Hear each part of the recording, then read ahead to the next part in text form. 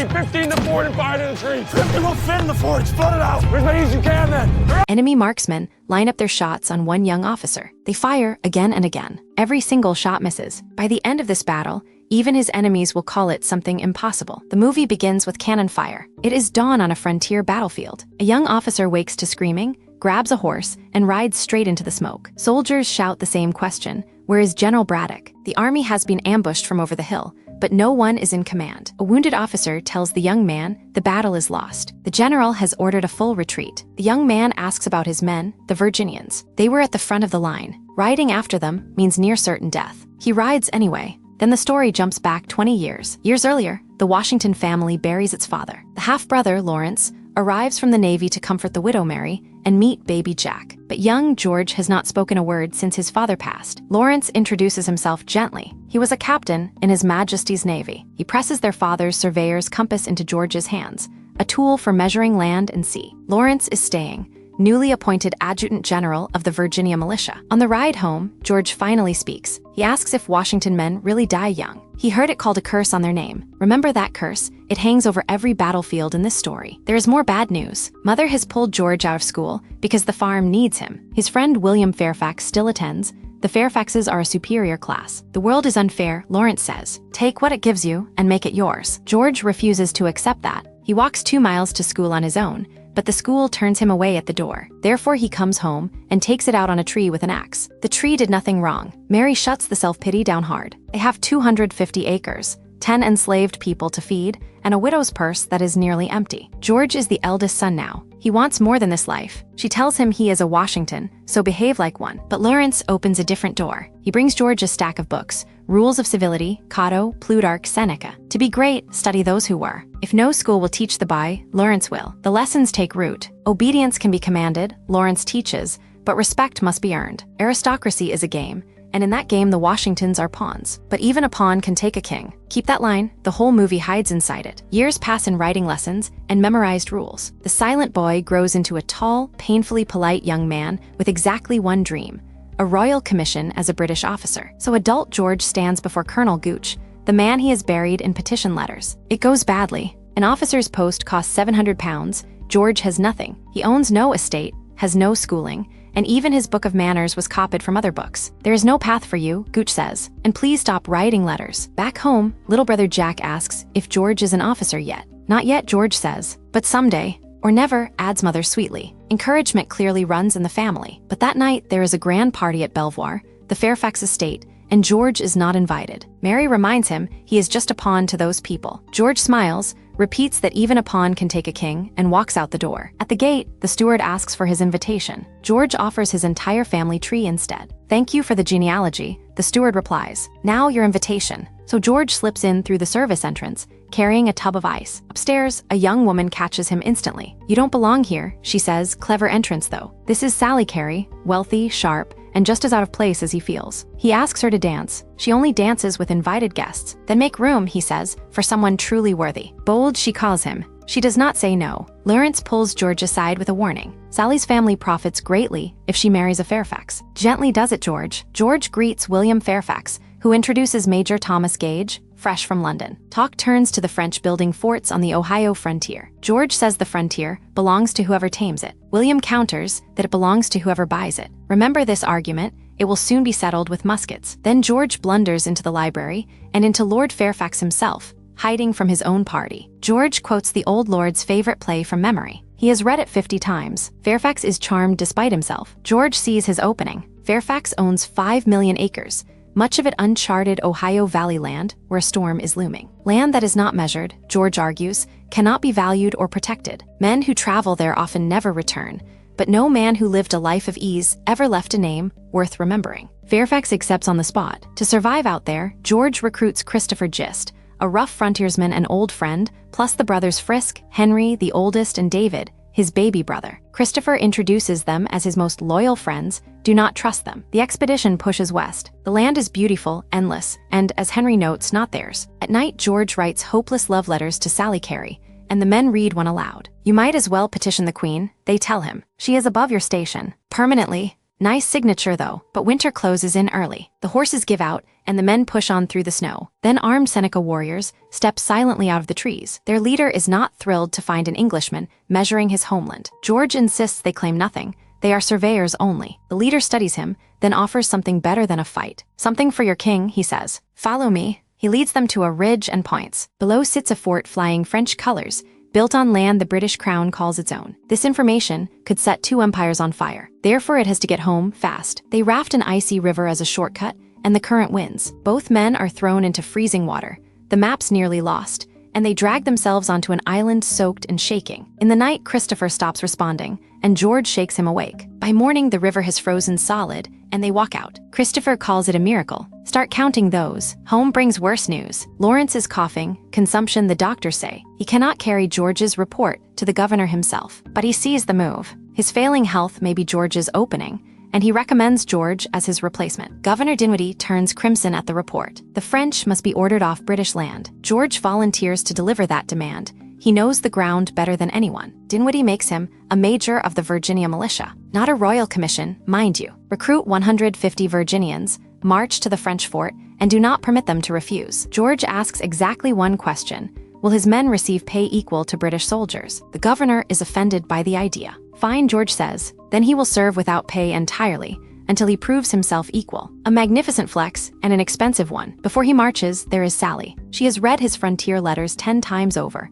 and they are not surveyor's notes. He speaks of a land vast enough to outrun the old rules, dowries, fathers who barter daughters, a man measured by ancestors he never met. She admits her own fear, choosing, then being told it was never her choice. For one dangerous moment, they imagine following the river west together. Wild, beautiful, dangerous, but free. Then Sally stands, smooths her gown, and returns to another party and another performance. Her solemn duty. Hold that thread. Dawn brings George's first command, an army of outlaws, debtors, and the occasional patriot, marching a snake trail barely wide enough for the carts. Then the scout Tucker's horse trots back without Tucker. The jokes stop, muskets appear from the tree line, and it is the leader from the ridge. He is Tanacharison of the Seneca, the man the British call the half-king. Many tribes side with the French. He does not, because he knows their nature. He agrees to guide George to the French fort. On the trail, George asks why he hates the French so deeply. The answer is quiet and terrible. As a child, Tanacharison was taken captive, and made to watch the French do something unspeakable to his father. For him, this is not politics. It is personal. At Fort Le Boeuf, George reads the king's demand aloud.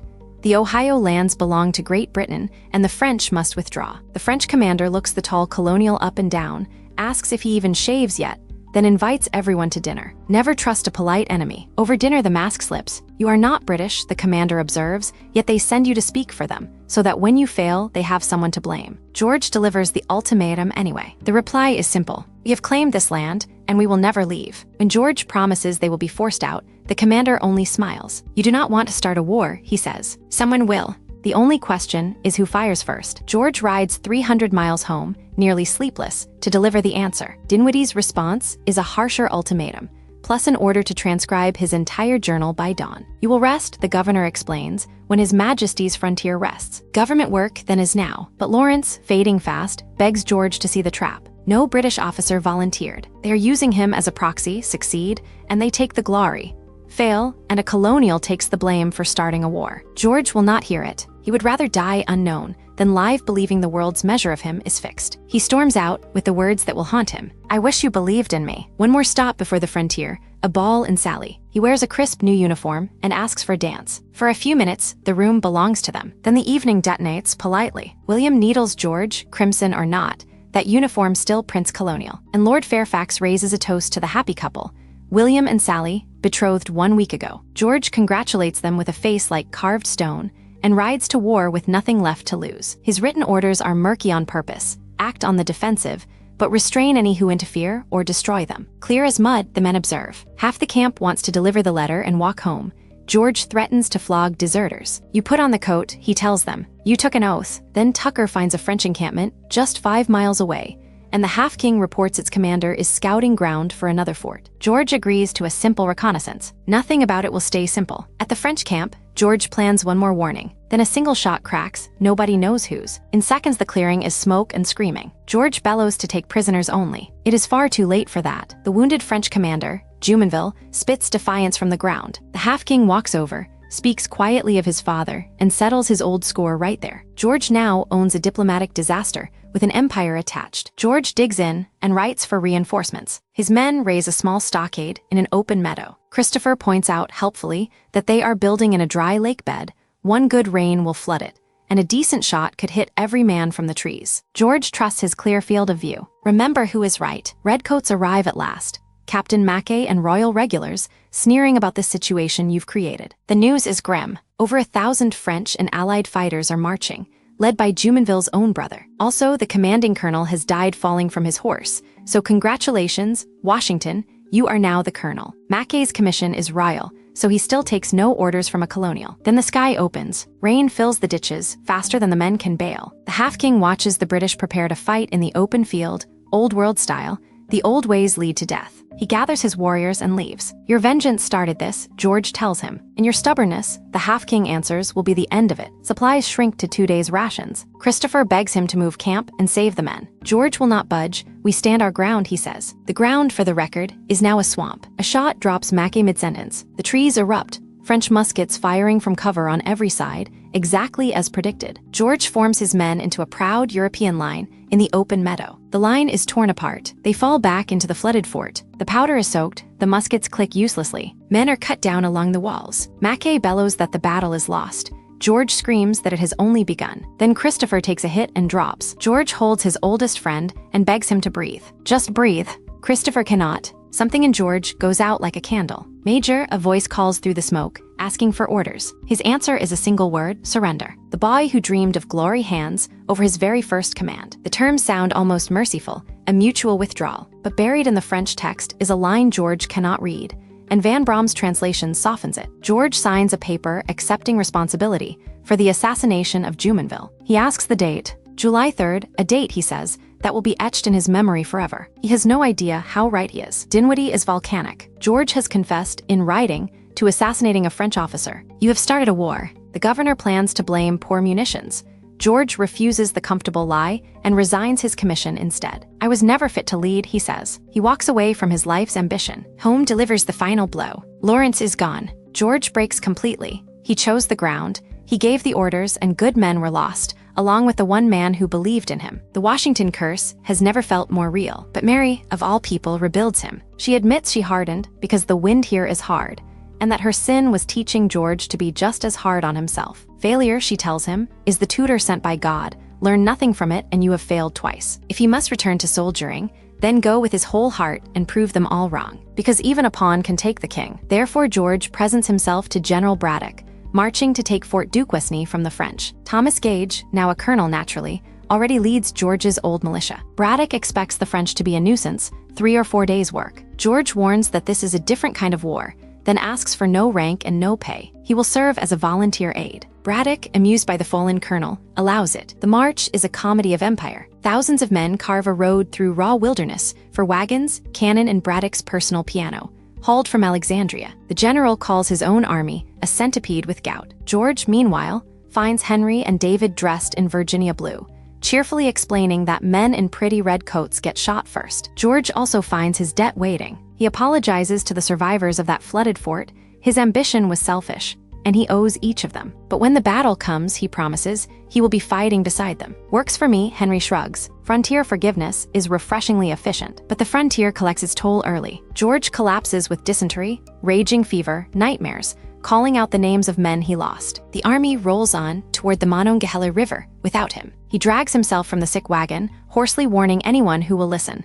Look to the trees. This is a new world. Braddock has prepared his whole life for the wrong war. The column crosses the river in perfect parade order. A strange bird call floats through the trees. The column halts. Now you know where you are. This is the morning from the very first scene. One shot, then the whole forest opens fire. The ambush pours in from every side, while the British form neat squares in the open and fall in rows. The Virginians are screaming to get to the river. Everything from the opening replays, the smoke, the ringing ears, the officer insisting the battle is lost. The Virginians were at the front, 4 miles of chaos away. What could possibly be worth the risk? The man demands. And now, at last, we hear George's answer. My men. George finds Braddock on the ground, fading. I ordered no retreat, the general tells him. He presses his own sash and horse on the volunteer. They will know it is mine. Rally the men. Save as many as you can. The unpaid aide with no commission is suddenly the only command left on the field. So George rides into the storm. He turns fleeing men around with nothing but his voice. Hold your ground. There is no retreat. He scatters the Virginians into the trees to fight frontier style,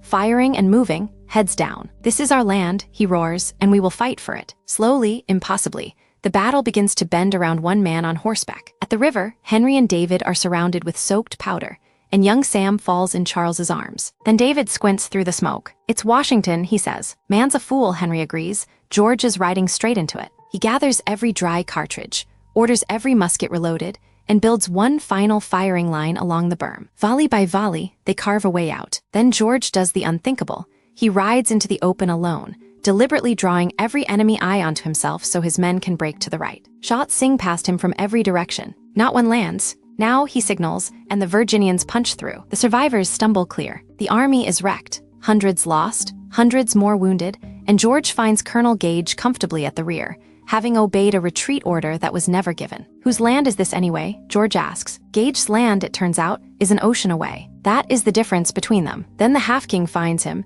and explains the impossible. He ordered his warriors to shoot George. All of them, and his men never miss. Yet here George stands, holes through his coat and nothing in his flesh. His people tell of a spirit that shields those who walk in destiny. Creator chose you, the half-king says. I will remember this name. Dinwiddie inspects the bullet holes in George's coat and hat and asks, reasonably, how he is alive. A divine hand, perhaps. George's frontier journals have been published. London has woken up, and the colonies call him the man of the hour. We were defeated, George protests. No, says the governor. You endured. For most men, failure is the end. For you, it seems to be only the beginning. Therefore, Virginia forms its own regiment, 1,500 men, the first of its kind in the colonies, and restores George as colonel and commander-in-chief of its forces. Dinwiddie braces for the old demand of equal pay or a royal commission. But George has just one request. It is about the uniform. The final scene answers everything. Ranks of soldiers form up, not in British red, but in Virginia blue, the wild indigo of home. I am not a British officer, George tells them. No title, no royal commission. What I do have is you. I am a Virginian,